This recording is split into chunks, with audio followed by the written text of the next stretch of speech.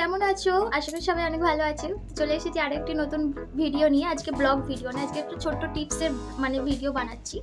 তো আজ যেহেতু আজ 13 তারিখ আর কালকে সরস্বতী পুজো, জানি না ভিডিওটা কবে আপলোড করতে পারবো, কারণ সামনে যেহেতু সরস্বতী পুজো, সরস্বতী পুজোর ভিডিওটা আগে আপলোড করব, তারপর এই ভিডিওটা আপলোড করবো তোমাদেরকে।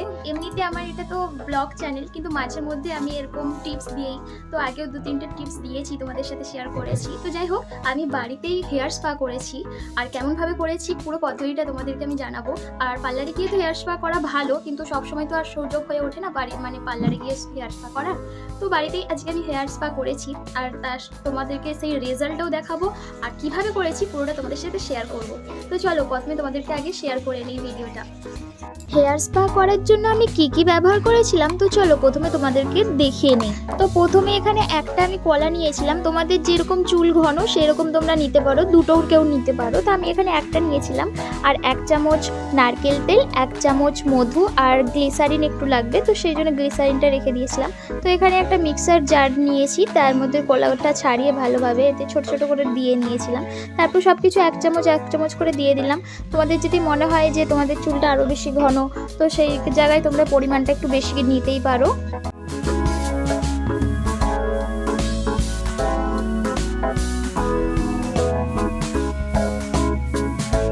আর একটু দুধ নিয়ে নিলাম, তো দুধটা পরিমাণ মতো হালকা একটু নিয়ে নিয়েছি।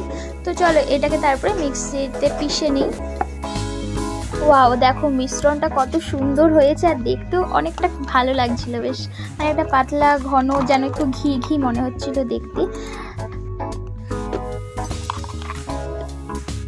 চলো এটা আমি একটা ছোট্ট বাটিতে ধুয়ে নিই, তারপরে আমি এটাকে চুলে অ্যাপ্লাই করব। হ্যালো, তো দেখো আমাদের রেডিমেডটা একদম তৈরি হয়ে গেছে। দেখো কত সুন্দর একটা ক্রিম, মানে পাতলা টাইপের একটু করেছি। যেহেতু আমি একটা কলা মিশিয়েছি সেই জন্য একটু পাতলা হয়ে গেছে, 2টো কলা মিশালে একটু ভালো হতো, তো আমার একটাতেই হয়ে যাবে, সেই জন্য আমি একটা কলাই দিয়েছি।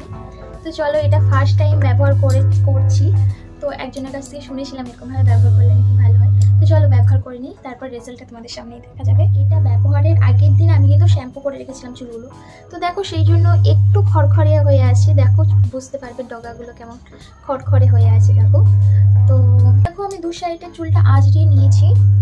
এবার এটাকে এক সাইড করে আমি একটু ক্লিপ দিয়ে নেবো চুলটা।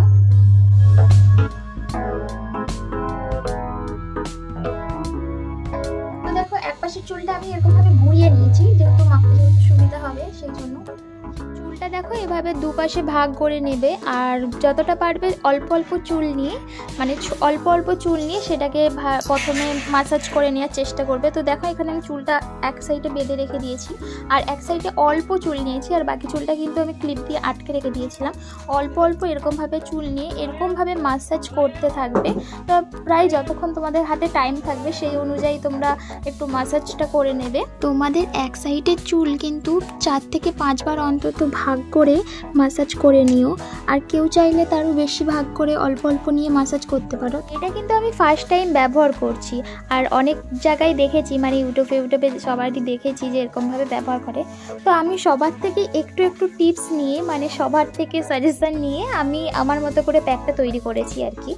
তো ফার্স্ট টাইম এক্সপেরিমেন্ট করছি আমার চুলের ওপরে, জানি না কি হবে রেজাল্টটা, তো পরেই দেখা যাবে। তো দেখো এক পাশে আমার মাসাজ হয়ে গেছে, আর সেম ভাবে আমি আরেক পাশটাও এরকম ভাবেই মাসাজ করে নিয়েছিলাম। তো দেখো পুরো চুলটাই আমার অ্যাপ্লাই করে নিয়েছি, আর কাগের বাসার মধ্যে চুলটা কেমন বেঁধে রেখে দিয়েছিলাম দেখো। আর এভাবে আমি 1 ঘন্টা চুলটা রেখে দিয়েছিলাম, তারপরে আমি ওয়াশ করে নিয়েছিলাম।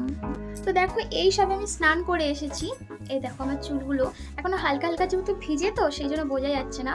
তো দেখো একদম কত স্মুথ টাইপের হয়ে আছে, দেখো কতটা স্মুথ লাগছে, তোমরা হয়তো ক্যামেরায় বুঝতে পারছো না, বাট আমার তো আগের থেকে চুলটা অনেকটা স্মুথ লাগছে, তো কিছুটা সিল্কিও লাগছে। আর এতে যদি ডিম ব্যবহার করা হতো আর একটু সিল্কি হতো।